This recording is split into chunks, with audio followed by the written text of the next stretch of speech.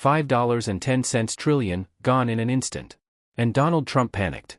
The screens in the Washington crisis room glowed a furious red, stock tickers tumbling downward like falling dominoes, each digit slicing away another fragment of America's pride. Advisors huddled together, their whispers drowned out by the blare of alarms and the endless scroll of catastrophic numbers. It wasn't just money vanishing, it was credibility, it was dominance, it was the illusion of invincibility dissolving in real time. Trump sat at the center of it all, fists clenched, his face shifting from pale disbelief to crimson fury. For years, he had bragged that America's economic supremacy was untouchable, that no alliance could break the gravitational pull of U.S. power. But on this night, the myth cracked wide open. Phones rang with desperate calls from Wall Street, oil executives, and foreign diplomats demanding answers. None came. Around the table, aides scrambled for solutions, sliding reports across polished oak. Every line told the same story: the hemorrhage was unstoppable. $5.1 trillion wasn't a mere financial fluctuation, it was the collapse of trust. Global markets were not just moving away from America, they were fleeing. In the corridors outside, journalists swarmed, hungry for a headline, and what they caught in glimpses, the panic, the anger, the fear, was more powerful than any press release. Inside the room, Trump slammed the desk, demanding loyalty, demanding explanations, demanding the impossible. Yet the truth loomed over everyone: America's betrayal of its Arab partners had come back to collect its price. The world was watching. The markets had spoken. The foundation of American dominance, built on promises and alliances, was crumbling. And even as Trump raged, the weight of what had been lost pressed down like a shadow that no slogan could chase away. But the worst was yet to come. The loss of $5.1 trillion wasn't just numbers vanishing from a ledger, it was the visible scar of years of broken promises. For decades, Washington had spoken to Arab states with the language of friendship, but behind closed doors, the reality was different. Promises of security had been made, then casually abandoned. Assurances of respect had been followed by public humiliation. Deals that were supposed to bring prosperity had turned into instruments of control. Trump's presidency sharpened that contradiction. His rhetoric was bold, almost theatrical: America as the eternal protector, America as the indispensable ally. Yet when Arab leaders asked for fairness in trade, when they pleaded for genuine partnership, they were met with sanctions, shifting goalposts, and tweets that reduced centuries of dignity to bargaining chips. Each insult left a mark. Each betrayal widened the distance. The resentment grew silently, like water rising behind a dam. Leaders who once smiled in front of cameras now whispered in corridors about America's unreliability. Citizens who once dreamed of partnership with the West began to see Washington not as a friend, but as a manipulator. And when the financial collapse struck, when $5.1 trillion evaporated overnight, it wasn't just a shock to the American system. It was the spark that ignited those years of pent-up discontent. Because money wasn't the only thing at stake. This collapse revealed something deeper: that U.S. dominance was no longer untouchable. It showed the Arab League, and the world, that Washington's grip could slip, that the once mighty empire could stumble. For Arab leaders, it was a moment of clarity. Why remain tied to a partner who broke promises and inflicted losses, when alternatives were waiting, patient and prepared? In living rooms across Cairo, Riyadh, and Doha, people watched the red headlines flash across their screens and remembered every slight, every insult, every deal turned sour. For them, the trillions lost were not just American pain, they were proof that justice might finally be catching up. Social media erupted with posts celebrating the humiliation, hashtags calling it karma for decades of arrogance. And in that fevered atmosphere, a new idea began to crystallize: if America could no longer guarantee prosperity or loyalty, perhaps it was time to look elsewhere. Perhaps it was time to build new alliances, to place trust in a power that offered respect rather than contempt. What came next would redraw the world's balance of power. Long before the numbers turned red and $5.1 trillion vanished, the seeds of America's downfall had already been planted. They were sown in speeches that dripped with threats, in deals signed with one hand and broken with the other, in sanctions imposed not as tools of justice but as weapons of control. And at the center of this was Donald Trump, whose swaggering bravado painted America as both invincible and indispensable. Trump relished the theater of power. He boasted of the art of the deal, yet to many of America's Arab partners, those deals were less art and more insult. Agreements for trade were rewritten at the last minute. Security guarantees were dangled like carrots, then withdrawn without warning. When leaders asked for respect, they received lectures. When they sought partnership, they were met with ultimatums. Sanctions became Trump's favorite weapon. With a tweet or a press conference, entire economies could be strangled. Arab nations watched as neighboring allies were cut off from markets, punished for daring to chart an independent course. The message was unmistakable: loyalty to Washington was not a choice, it was a demand. And if that loyalty wavered, the punishment would be swift and merciless. The arrogance was palpable. In the White House, advisors believed the Arab League had no escape, no real alternative. "They need us more than we need them," was the refrain whispered in the corridors of power. America had oil contracts, military bases, and diplomatic leverage. To U.S. officials, the Arab states were locked inside a gilded cage, forever reliant on Washington's favor. That illusion, of total control, was America's greatest weakness. Like Goliath, towering and confident, Washington strutted across the global stage, blind to the shifting winds around it. The Arab League was painted as fragmented, too divided to act with unity, too dependent to risk defiance. Trump and his circle mistook silence for submission, mistook patience for weakness. They never imagined that behind closed doors, the whispers of resentment were weaving into something stronger. Every insult, every broken deal, every sanction was remembered. Arab leaders sat through Trump's tirades and nodded politely, but their eyes told another story, eyes that had grown weary of humiliation, eyes searching for a way out. The illusion of invincibility that Trump flaunted so proudly was becoming brittle, like glass waiting for the right stone to shatter it. The financial collapse of $5.1 trillion was that stone, but it was not the whole story. Because as Washington basked in its arrogance, as it congratulated itself on being the indispensable empire, something else was unfolding thousands of miles away.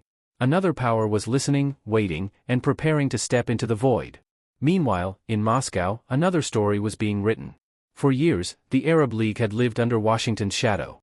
Official visits were filled with handshakes and smiles, but behind the glossy photo ops lay a heavy truth: dignity often came second to American demands.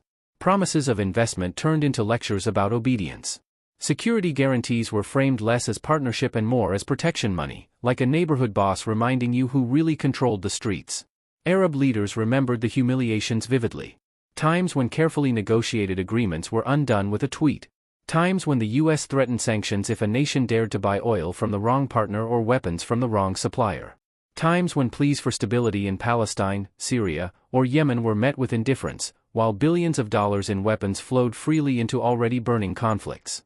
Each betrayal, each broken word, carved resentment deeper into the region's collective memory. To ordinary citizens, the story was just as bitter.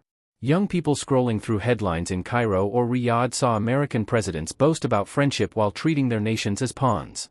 Workers in Amman and Casablanca saw how wealth extracted from their oil or trade lined Western coffers, while local development lagged behind.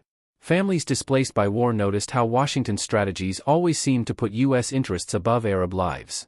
The narrative was clear: America promised dignity, but delivered dependency. Into that frustration stepped another player, one less loud, less flamboyant, but patient. Moscow did not arrive with ultimatums. It arrived with offers. Where Washington wielded sanctions, Russia spoke of sovereignty. Where Trump thundered about loyalty, Putin talked about respect.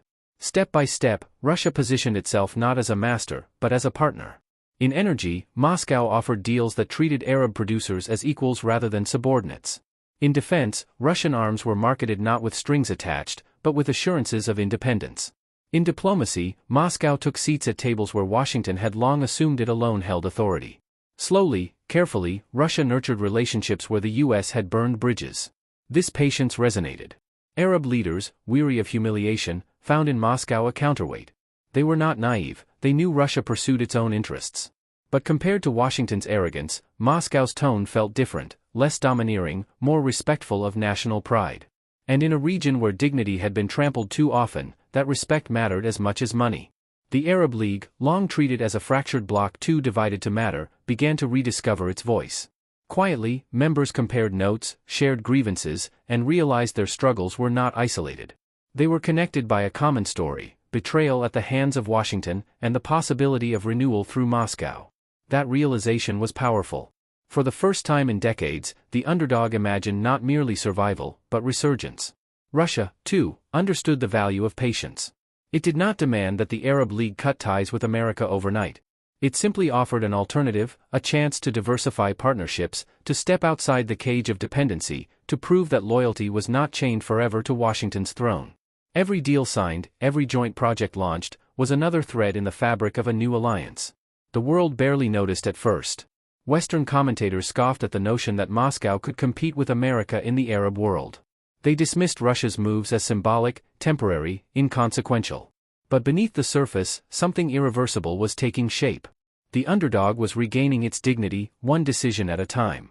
For Arab citizens, pride returned in small but meaningful ways. Hashtags celebrating Russian partnerships trended on social media. Students debated in universities whether the future might lie in Moscow rather than Washington. Business leaders whispered of investments unchained from American approval. What once seemed impossible began to feel inevitable. The Arab League had a choice, and it was no longer forced to bow to a single master. The balance of power was shifting quietly, but its consequences would be anything but quiet. For decades, America had assumed its dominance in the Arab world was eternal. But now, with each handshake in Moscow, each contract signed in rubles instead of dollars, that illusion crumbled further. And when the decision was made, the entire world gasped. The room was thick with tension. Behind closed doors in a gilded Washington conference hall, U.S. officials scrambled to hold together an alliance they had long taken for granted. They spoke loudly, their voices rising with the urgency of desperation. Charts were spread across the table, promises of new aid packages, pledges of military hardware, assurances that America's hand was still the safest to hold. But beneath the polished veneer, fear was unmistakable. The Arab League was slipping away. The American pitch sounded less like partnership and more like pleading. Trump's envoys hurled accusations. Moscow was exploiting grievances, Russia was destabilizing the region, the Arab League was risking its future by even considering the pivot. One after another, U.S. representatives leaned in, reminding their Arab counterparts of all that America had done over the years. But each sentence rang hollow, weighed down by the memory of betrayals, broken deals, and shifting lines in the sand. Arab leaders listened in silence. Their faces were calm, unreadable. The Americans mistook that calm for hesitation, even weakness. They mistook the quiet for indecision, as if the Arab League still needed Washington's validation before acting. But beneath that composure burned decades of frustration. Every promise not kept, every humiliation endured, every sanction imposed without warning, they were all present in that silence, louder than any speech. The escalation grew sharper. U.S. officials raised them, and yet, as Washington's voice rose, Moscow's credibility grew. Russian diplomats had no need to interrupt. They simply waited, patient, their offer already known, partnership without humiliation, respect without conditions. The contrast was striking. America's thunderous warnings only highlighted Russia's quiet persistence. The Arabs remained calm, their silence a shield against the storm. Not once did they rise to the bait of America's accusations. Not once did they match the anger pouring across the table. They understood what Washington did not: true power does not shout. True power waits, then speaks only when the moment demands it. That moment was coming. Every glare from Washington, every threat delivered, every reminder of dependence only pushed the Arab League closer to the brink of a decision that would shake the foundations of global power. But the Arab response had yet to be revealed. The silence broke not with anger, but with clarity. In a press hall draped with flags from across the Arab League, leaders filed in one by one, their expressions composed yet resolute.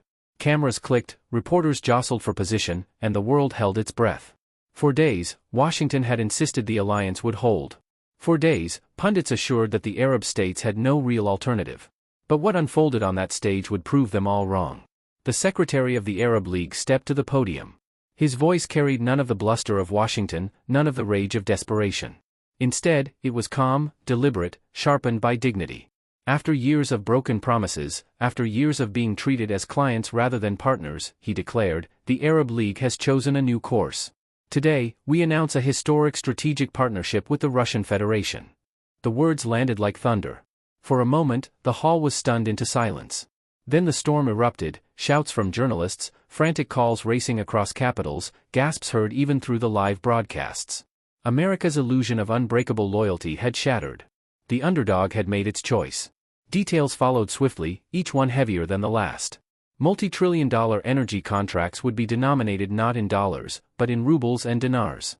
Military cooperation agreements, long tied exclusively to U.S. weapons, would now include Russian defense systems, aircraft, missile shields, cyber defense technologies. Infrastructure deals worth billions would flow into ports, pipelines, and railways, connecting Arab economies directly to Moscow's sphere. Investments that once propped up Wall Street would instead fortify a new multipolar future. The announcement was more than contracts. It was symbolism, every sentence a rejection of the arrogance that had defined Washington's posture for decades. "We will not be dictated to," one leader proclaimed. "We will not be threatened into obedience," added another. Each statement struck at the heart of America's carefully crafted myth, that loyalty could be bought with weapons, or enforced with sanctions. In the White House, Trump was reportedly livid. Advisors rushed to his side, holding briefing papers like shields. Markets reacted instantly, plunging deeper into chaos. Oil futures whiplashed as traders scrambled to calculate the fallout of a Middle East that no longer moved to Washington's command. Defense contractors saw billions evaporate in hours as news of lost weapons deals spread. The dollar itself wavered, its supremacy questioned in ways unthinkable just months earlier. Trump raged publicly, calling the move a stab in the back, branding Arab leaders as ungrateful, and vowing consequences. But the fury could not mask the reality. The power he believed unshakable was slipping through his fingers. The more he shouted, the weaker America looked. For years, he had mocked rivals as irrelevant. Now he was forced to watch them ascend, while America was left reeling. For Arab leaders, the moment was not about revenge but about rebirth. Standing beside Russian officials, they smiled for the cameras, not the smiles of submission, but of renewal. They had seized back the dignity that had been denied for so long. In one move, they transformed themselves from pawns in someone else's game into players of their own destiny. The symbolism resonated deeply. Across Arab cities, crowds gathered in streets and cafes, cheering the announcement. Flags waved, chants rang out, and posters depicting America's decline alongside Moscow's rise filled the air. Social media lit up with celebratory slogans, young people declaring that history had turned, that their nations had finally broken free of a one-sided relationship. And Moscow? Moscow knew it had just achieved something historic. Putin's envoys did not gloat, but their smiles said enough. Patient strategy had triumphed over arrogance. Where Washington had demanded obedience, Moscow had offered respect, and respect had won. Analysts scrambled to comprehend the scale. Energy experts warned of a post-dollar oil era. Military strategists admitted that America's dominance in the Middle East had been pierced in a way unseen since World War II. Economists predicted years of turbulence as the global financial system adjusted to a multipolar reality. Commentators, once so certain of American permanence, now spoke in hushed tones of decline.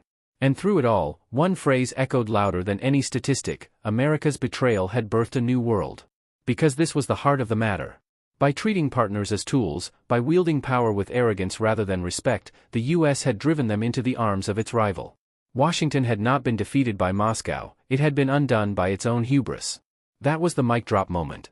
The image of Arab leaders shaking hands with Moscow's diplomats was more powerful than any missile, more devastating than any sanction. It was the visual proof that America's dominance was not eternal, that loyalty could not be bullied, and that dignity, once awakened, could redraw the map of history. The announcement reverberated across the globe.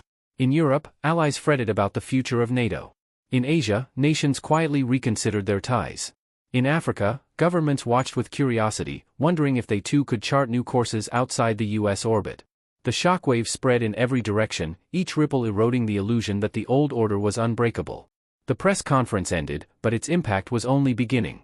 Leaders stepped away from the podium, the cameras lingered, and the world processed the enormity of what had just unfolded. And by dawn, social media was on fire. By the next morning, the world's digital town square had erupted. Hashtags surged like tidal waves across every platform. Hashtag #BuyBuyDollar, hashtag Arab Moscow, hashtag Trump Panic. Clips of the Arab League's announcement, replayed and remixed, spread in dozens of languages. TikTok users layered the footage with dramatic music, Instagram feeds filled with memes mocking Trump's red-faced outrage, and Twitter/X threads exploded with heated debates. To millions online, this was not just a policy shift, it was the kind of moment that becomes legend overnight. In Cairo, videos showed crowds celebrating in the streets, chanting about freedom from Washington's grip. In Riyadh, influencers framed the move as a proud reclamation of dignity. Across the Arab world, citizens young and old shared the same message: America had underestimated them, and now the tide had turned. Social validation became part of the victory, memes of a collapsing dollar symbol, edits of Trump shouting while Moscow calmly watched, all reinforcing the story that history had flipped in plain sight. But in the West, reactions were fractured. Some networks immediately dismissed the announcement as political theater, insisting that the Arab League would eventually crawl back to Washington. Editorials in certain papers branded it Russian propaganda, warning that the Arab states had been manipulated into a short-term gamble. Yet others, more cautious, acknowledged the gravity of what had happened. Analysts appeared on nightly broadcasts with furrowed brows, admitting that the dollar's dominance had been challenged in a way unseen since the 1970s. One commentator broke from the chorus, saying bluntly, "This is a turning point. Whether Washington admits it or not, the world just changed." Markets reflected the unease. European allies, normally quick to echo Washington, hesitated.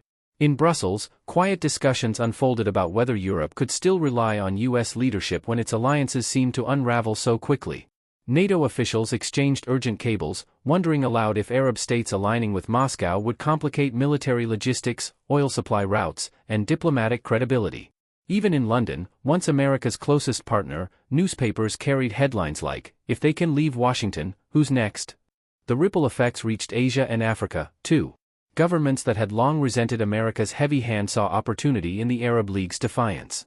If the Arabs could turn away from Washington, why couldn't others? The myth of inevitability, that everyone had to bow to U.S. power, was cracking. Meanwhile, inside Washington, panic deepened. Trump lashed out on social media, calling the move a total disaster and branding Arab leaders traitors. But the insults only underscored America's helplessness. For decades, the U.S. had thrived on the illusion that loyalty was permanent, that dominance was destiny. Now, with a single press conference, that illusion had been torn apart. The shockwaves were not just geopolitical, they were cultural. In universities across the Arab world, professors pointed to the announcement as a lesson in reclaiming sovereignty. In cafes, ordinary people debated whether the end of dollar dominance was finally at hand. Even in Western classrooms, students questioned the narratives they had grown up with, asking if America's unipolar moment was fading into memory. The air buzzed with both excitement and fear. Excitement for those who saw in the Arab League's defiance a path toward dignity. Fear for those who realized that the ground beneath America's empire was no longer solid. But beneath the noise, one truth stood out. This was not just about what Moscow had gained: new contracts, new partnerships, new influence. The deeper story was what Washington had just lost: trust, loyalty, and the illusion of inevitability. But the real story wasn't what Moscow gained, it was what Washington just lost. When the dust of the announcement settled, the world was left not just with new contracts and shifting alliances, but with a story about power itself. The tale of Washington's collapse in the Arab world was not written in dollars or weapons, it was written in arrogance. For years, the United States had treated loyalty as something that could be purchased, enforced, or threatened into being.